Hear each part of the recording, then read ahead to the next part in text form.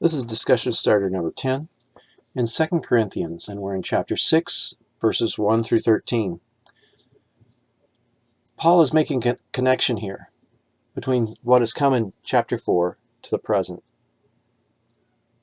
And then he starts out chapter 6, as God's co-workers, we urge you not to receive God's grace in vain. And then he brings a passage from Isaiah 49:8. In the time of my favor I heard you, and in the day of salvation I helped you. Paul drills it home with this. I tell you, now is the time of God's favor. Now is the day of salvation. It's obvious that Paul believes that this gospel of reconciliation is timely and needs to be preached. In fact, he goes on, verses 3 through 13, detailing his investment in getting the gospel preached. A lot of different things he'd gone through, and we know he had it hard.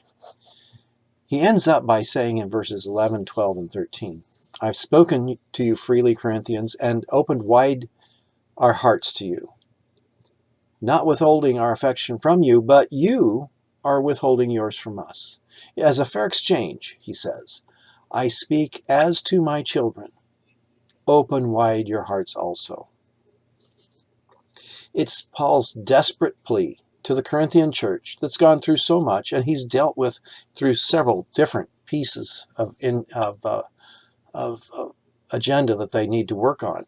Especially if you go back to 1 Corinthians, you see a lot of things going on in that church that need to be dealt with. And Paul's invested heavily there. It wasn't for the church that he invested, but for the church to invest in the gospel of Jesus Christ. As he comes into chapter 5, he makes a desperate plea that the church is about the ministry of reconciliation, extending, if you will, the hands of God to hug the world to himself. Paul's basically saying the Corinthians aren't there. Paul shared his heart with them, but they're not investing in the very same way.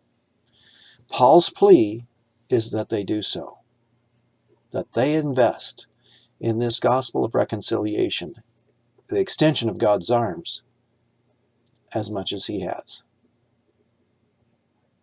That brings us to think about this word in the midst of our day today. What are we investing in the ministry of reconciliation, in the extension of God's arms to hug the world to himself, to do the John 3:16? For God so loved the world that he gave his only begotten Son.